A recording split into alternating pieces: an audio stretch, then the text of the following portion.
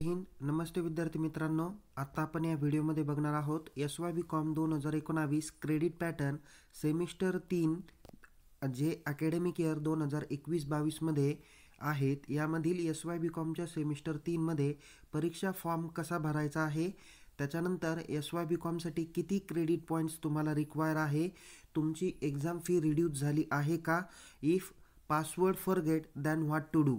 तुम्ही याही अगोदर फर्स्ट इयरला एक्झाम फॉर्म भरला होता, पण त्यावेळेसचा पासवर्ड आत्ता तुम्हाला आठवत नाही आहे, तर त्याबद्दल माहिती सांगणारा हा व्हिडिओ आहे. तर व्हिडिओ शेवटपर्यंत नक्की बघा.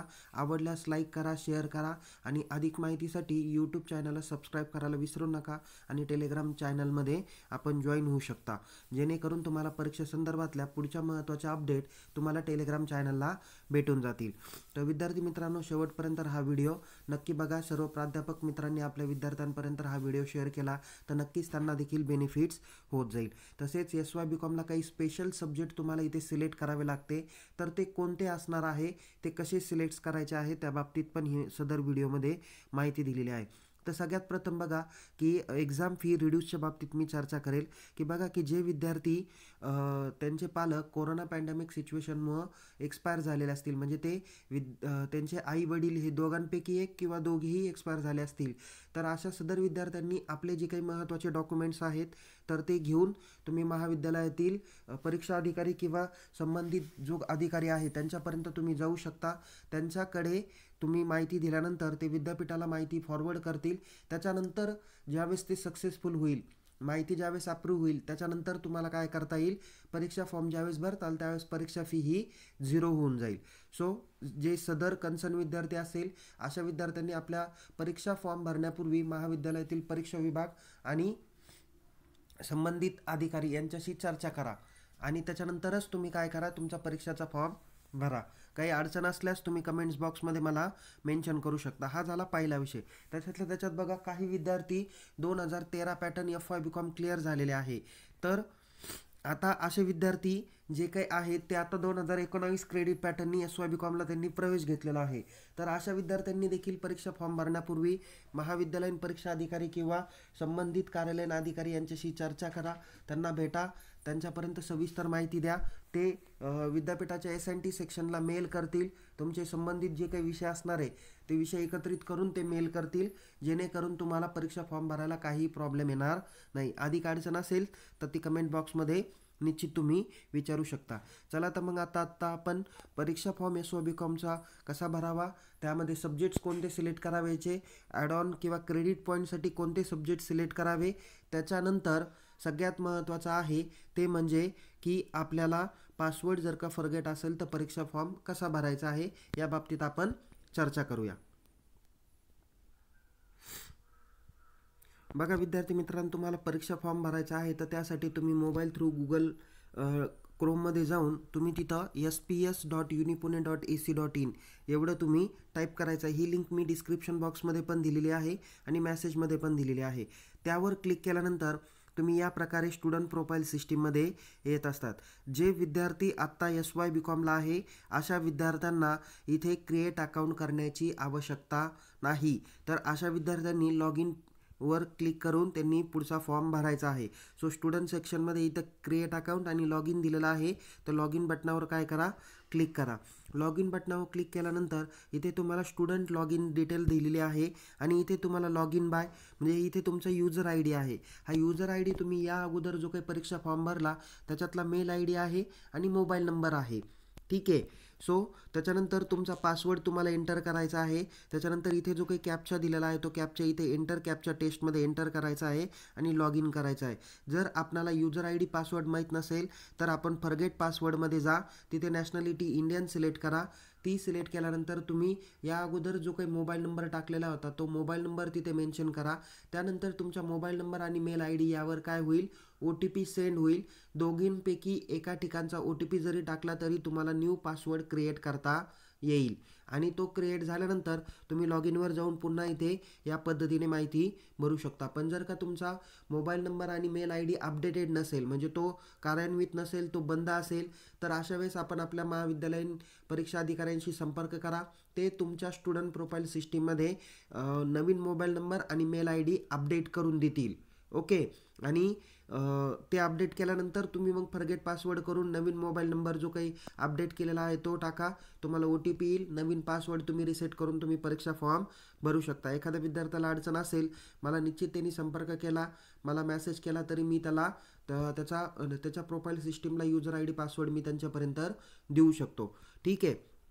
ही झाली तुमची युजर ID पासवर्डच्या संदर्भातली महत्त्वाची माहिती. मी एक व्हिडिओ पण तयार केलेला आहे, how to update mobile number and mail ID in your student profile system. तुम्ही तो व्हिडिओ नक्की बघा, तिथे तुम्हाला संपूर्ण माहिती भेटेल. तर मी आता हे पेज लॉग इन करतो आहे आणि पुढे मी तुम्हाला डॅशबोर्डकडे नेतो आहे. बघा, मी युजर ID पासवर्ड टाकलेला आहे आणि इथे लॉग इन पेजवर मी आता कॅप्चा टाकून मी इथे लॉग इन पेजवर काय करतो आहे, क्लिक करतो आहे. लॉग इन पेजवर क्लिक केल्यानंतर इथे कोर्स नेम आलेला आहे, त्या विद्यार्थ्याचा PRN नंबर, इलिजिबिलिटी नंबर आलेला आहे, त्याचं कॉलेजची माहिती आलेली, त्या विद्यार्थ्याचं नाव आलेलं आहे आणि इथे ॲक्शनमध्ये तुम्हाला 3 ऑप्शन दिलेले आहे. मी पुन्हा सांगतो, जर का यापूर्वी विद्यार्थ्यांनी आपली कोविड-19ची वॅक्सिनेशनची डिटेल जर का इथे दिलेली नसेल तर त्यामध्ये क्लिक करा. आपण पहिला डोस घेतला का दुसरा डोस घेतला, पहिला डोस कोणता घेतला, कोविशिल्ड घेतला, कोवॅक्सिन घेतला का आणखीन फायझरची लस घेतली, तर ती डिटेल तुम्हाला इथे मेन्शन करायची आहे. ती केल्यानंतर ते सक्सेसफुल झाल्यानंतर तुम्ही पुन्हा यावर डॅशबोर्डमध्ये या आणि इथे एक्झाम फॉर्मवर काय करा, क्लिक करा. जर आपणाला आपला मोबाईल नंबर, मेल ID किंवा डेट ऑफ बर्थ, कॅटेगरी, नंतर जेंडर आणखीन इन्स्ट्रक्शन म्हणजे मीडियम ऑफ इन्स्ट्रक्शन जर का चेंज करायचं असेल तर अपडेट प्रोफाईलमध्ये जाऊन ते ऑप्शन तुम्हाला दिलेले आहे, ते ऑप्शन तुम्ही सिलेक्ट करा आणि त्या पद्धतीने तुम्ही अपडेट प्रोफाईल करून घेऊ शकता. सो थोडंसं एक्झाम फॉर्मवर क्लिक केल्यानंतर खालती स्क्रोल डाऊन करा, तिथे तुम्हाला प्रोसीड बटन येईल, त्या प्रोसीडवर क्लिक करा. फक्त एक सांगतो की तुम्हाला एक्झाम फॉर्म कधीपर्यंत भरायचा आहे. डेट कदाचित एक्सटेंड होऊ शकते, बट सध्या तरी तुमचे BCom SY BComचे परीक्षा फॉर्म 28 डिसेंबर 2021ला सुटलेले आहे. Without late fee.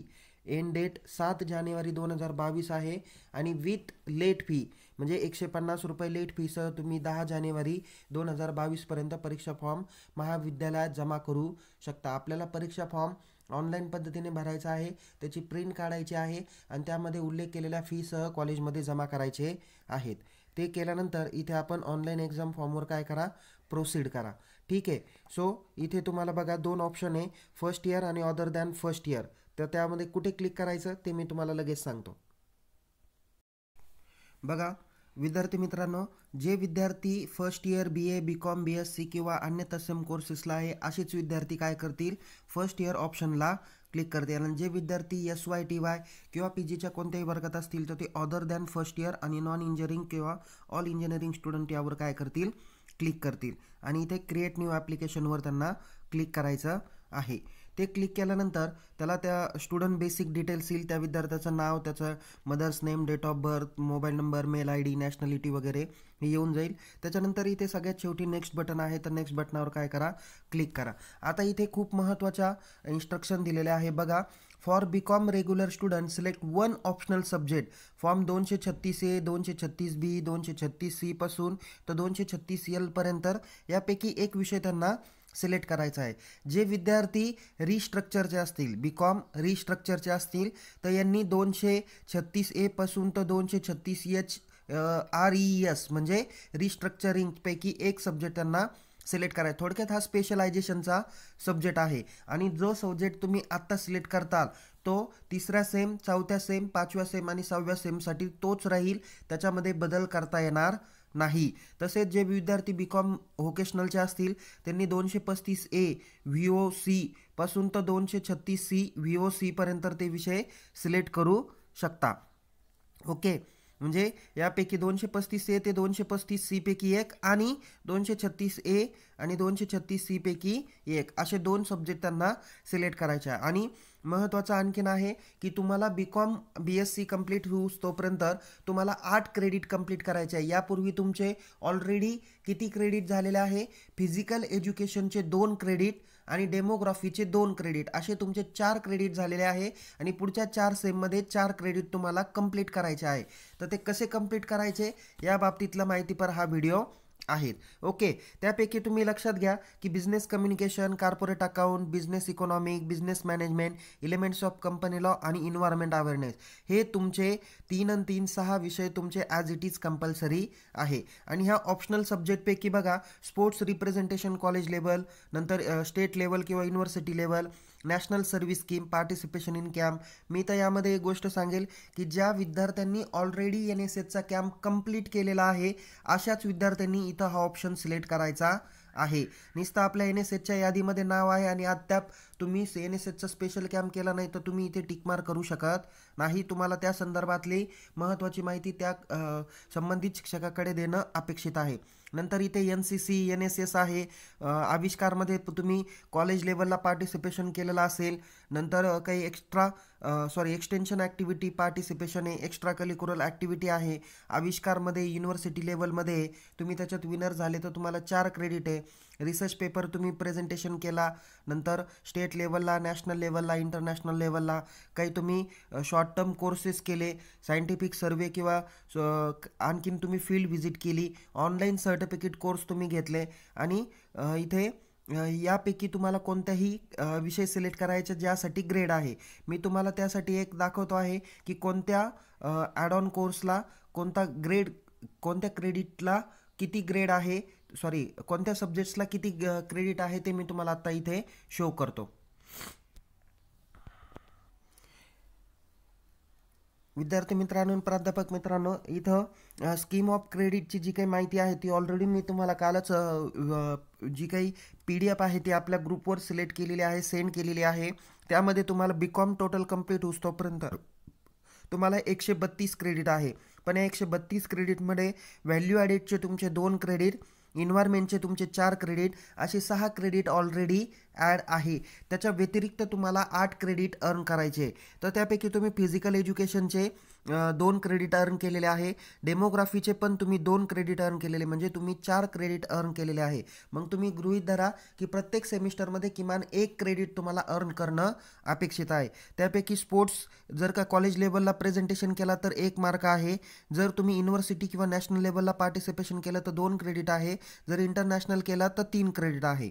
नंतर NCC मध्ये जर का पार्टिसिपेशन किंवा NSS मध्ये जर का कॉलेज लेवलला भाग घेतला तर त्याला 1 क्रेडिट आहे. NCC मध्ये जर का तुम्ही B किंवा C ग्रेड तुम्हाला अवॉर्डेड झाला असेल तर तुम्हाला 2 क्रेडिट आहे. जर तुम्ही NCC आणि NSS मध्ये RD परेडमध्ये सहभागी असाल तर त्यासाठी तुम्हाला 4 क्रेडिट आहे. आविष्कारमध्ये कॉलेज लेवलला तुम्ही पार्टिसिपेशन केलं तर 1 क्रेडिट आहे. युनिव्हर्सिटी लेवलला किंवा स्टेट लेवलला केलं तर 2 क्रेडिट आहे. याच्यामध्ये जर का आपण विनर झाला तर आपल्याला 4 क्रेडिट भेटून जातील. Participation in extension activity of college, जर तुम्ही एक्सटेन्शन ॲक्टिव्हिटीमध्ये जर का भाग घेतलेला असेल तर त्यामध्ये 1 क्रेडिट आहे. कल्चरल ॲक्टिव्हिटीमध्ये भाग घेतला तर त्यामध्ये सुद्धा 1 क्रेडिट आहे. So research paper presentation national किंवा स्टेट लेवलला केला तर 1 क्रेडिट आहे. इंटरनॅशनल लेवलला केला तर 2 क्रेडिट आहे. जर तुम्ही काही शॉर्ट टर्म कोर्सेस 30 तासांचा कव्हर केला तर तुम्हाला 2 क्रेडिट आहे.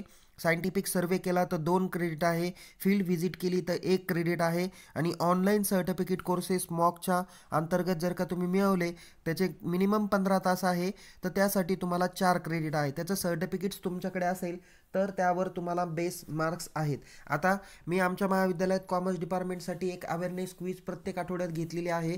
तर सो अशा क्रेडिटला सुद्धा मार्क आहे. त्याचं सर्टिफिकेटसुद्धा तुम्हाला महत्त्वाची भूमिका पार पाडणार आहे. त्याला आपण एक्सटेन्शन ॲक्टिव्हिटी असं संबोधलेलं आहे. त्याला 1 क्रेडिट आपण देऊ शकतो. तर सदर विद्यार्थी आपल्या सोयीनुसार काय करू शकतो, ते क्रेडिट पूर्ण मिळवू शकतो. तर चला तर मग इथे आता सदर विद्यार्थ्यांनी माहिती भरताना तो या पद्धतीने माहिती भरू शकतो.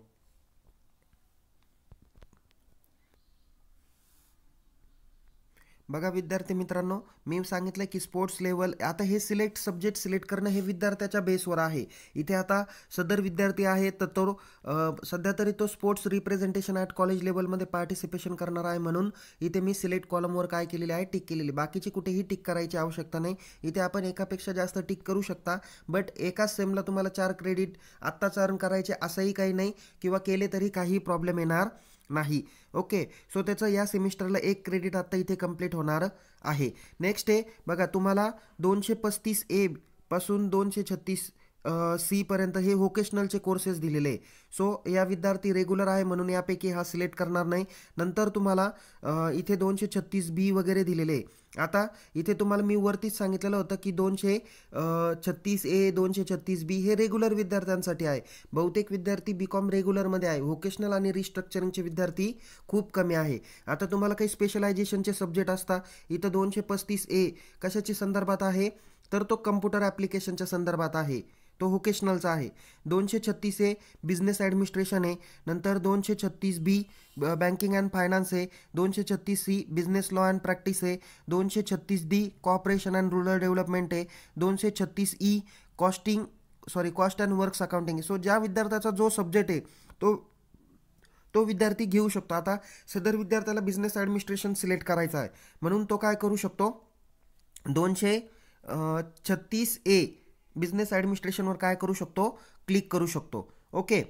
सो इथे बघा तुम्हाला एकच विषय घ्यायचा आहे. ज्याला कॉस्टिंग घ्यायचा तो 236 काय सिलेक्ट करू शकतो, 236E सिलेक्ट करू शकतो. आणि हा आत्ताच्या सेमला, पुढच्या सेमला, 5व्या सेम आणि 6व्या सेमला तोच विषय त्याचा कंपल्सरी राहणार आहे. तुम्हाला कोणता विषय तुम्ही घेतलेला आहे तर तो योग्य त्या पद्धतीने सिलेक्ट करा. परीक्षा फॉर्म भरल्यानंतर संबंधित शिक्षकांना दाखवा, त्याच्यानंतरच तुम्ही अकाउंट डिपार्टमेंटमध्ये घ्या. म्हणजे एखादा विद्यार्थी असेल तो आत्तापर्यंत कॉस्टिंग शिकतोय आणि त्याला कॉस्टिंगचाच पेपर द्यायचा आहे, बट सिलेक्ट करताना त्यांनी बिझनेस ॲडमिनिस्ट्रेशन केला तर त्याला विद्यापीठाचे पेपर बिझनेस ॲडमिनिस्ट्रेशनचेच द्यावे लागतील. त्याच्याकरता काळजीपूर्वक विषय सिलेक्ट करा आणि आपल्या महाविद्यालयातील अधिकाऱ्यांशी हा फॉर्म भरल्यानंतर निश्चित त्यांच्यापर्यंत पोच करा. इथे तुम्ही सिलेक्ट केल्यानंतर सेव्ह आणि नेक्स्ट बटनावर क्लिक करा. सेव्ह आणि नेक्स्ट बटनावर क्लिक केल्यानंतर इथे तुम्हाला फीज डिटेल्स येईल. फीज डिटेल्स आलेली 755. इथे कन्फर्म आणि काय करा, प्रिंट या बटनावर क्लिक करा. तिथे तुम्ही कन्फर्म आणि प्रिंट बटनावर क्लिक केल्यानंतर तुमचा एक्झाम फॉर्म काय होईल, डाउनलोड होणार आहे. इथे तुम्ही व्ह्यू PDF तो बघू शकता. तिथे तुमचं नाव वगैरे आलेलं आहे आणि इथे सब्जेक्ट्स आलेले आहे. तर त्यापैकी तुम्हाला जे काही 6 सब्जेक्ट रेग्युलर आहे, एक इन्व्हायरमेंट आहे, असे मिळून टोटल किती सब्जेक्ट झाले, 7. आणि एक तुमचा क्रेडिट पॉईंटचा सब्जेक्ट आहे. असे मिळून टोटल 8 सब्जेक्ट होतील. ओके. सो हे 8 सब्जेक्ट आले आहेत का नाही बघा. इन्व्हायरमेंटवर तुम्हाला इंटरनल एक्सटर्नल दोन्ही पद्धतीने पेपर तुमचे होणार आहे. ज्या विषयाला प्रॅक्टिकल आहे म्हणजे 236A बिझनेस ॲडमिनिस्ट्रेशन, कॉस्टिंग वगैरे हे जे काही स्पेशल सब्जेक्ट आहे यांना प्रॅक्टिकल आहे म्हणून प्रॅक्टिकल सेशनला टिक आहे. बिझनेस कम्युनिकेशनला प्रॅक्टिकल आहे म्हणून तिथे पण तुम्हाला टिक आहे. सो या सदर फॉर्मची प्रिंटआउट करा. इथे प्लेस डेट टाका, इथे सिग्नेचर करा, इथे कन्सर्न अधिकाऱ्यांची साईन घ्या. फॉर्म व्यवस्थित भरला का नाही तो चेक करा आणि त्याच्यानंतरच अकाउंट डिपार्टमेंटमध्ये फीसह जमा करा. तुम्ही फीसह जमा केल्यानंतर इथे बघा तुमचं ॲप्लिकेशन स्टेटस काय दिसतं. बघा विद्यार्थी मित्रांनो, तुम्ही ज्यावेळेस फॉर्म पूर्णपणे भरता तर फॉर्म भरल्यानंतर तुम्हाला ॲप्लिकेशन ID येतो, तुमचा कोर्स नेम येतं, इथं ॲप्लिकेशन स्टेटस कंप्लीट येतं आणि इथे प्रिंटचं ऑप्शन येतं. तुम्ही ज्यावेळेस लॉग इन करून इथे चेक करतात ॲप्लिकेशन स्टेटस कंप्लीट, याचा अर्थ तुम्ही फॉर्म ऑनलाईन भरलेला आहे. आणि तुम्ही ज्यावेळेस फॉर्म कॉलेजमध्ये जमा करता आणि कॉलेजवाले तो फॉर्म इनवर्ड करतील त्यावेळेस तुमचा ॲप्लिकेशन स्टेटस काय येईल, इनवर्ड येईल. ज्या विद्यार्थ्यांचं ॲप्लिकेशन स्टेटस इनवर्ड होईल अशाच विद्यार्थ्यांचं हॉल तिकीट जनरेट होणार आहे. फक्त फॉर्म ऑनलाईन भरायचा नाही, तो ऑनलाईन भरल्यानंतर तो फीसह कॉलेजमध्ये जमा करायचा आहे आणि कॉलेजवाले विदिन टायमिंगमध्ये तुमचा फॉर्म इनवर्ड करतील. बट गोष्ट लक्षात ठेवा, तुम्ही आज फॉर्म भरला आणि 7 जानेवारीच्या पुढे जरी जमा केला तर 8 जानेवारी ते 10 जानेवारीमध्ये लेट फी आहे, तर लेट फीसह तुम्हाला तो जमा करावा लागेल. याची काळजीपूर्वक नोंद घ्या. त्याच्याकरता लवकर फॉर्म भरा, सब्जेक्ट टीचरला दाखवा किंवा कन्सर्न व्यक्तींना दाखवा, तो व्हेरीफाय करा आणि त्याच्यानंतरच काय करा, फीसह अकाउंट डिपार्टमेंटमध्ये जमा करा. सो अधिक माहितीसाठी तुम्ही टेलिग्राम चॅनलला जॉईन व्हा आणि यूट्यूब चॅनलला सबस्क्राईब करायला विसरू नका. थोड्याच वेळात FY BCom 2019 क्रेडिट पॅटर्नची पण व्हिडिओ मी तयार करत आहे. जे विद्यार्थी SY BComला आहे बट फर्स्ट इयरचा बॅकलॉग असेल तर अशा विद्यार्थ्यांनी काय करायचा, फर्स्ट इयरचा सेपरेट फॉर्म आणि SYचा सेपरेट फॉर्म भरायचा आहे. ही गोष्ट लक्षात ठेवा. तोपर्यंत जय हिंद, टेक केअर.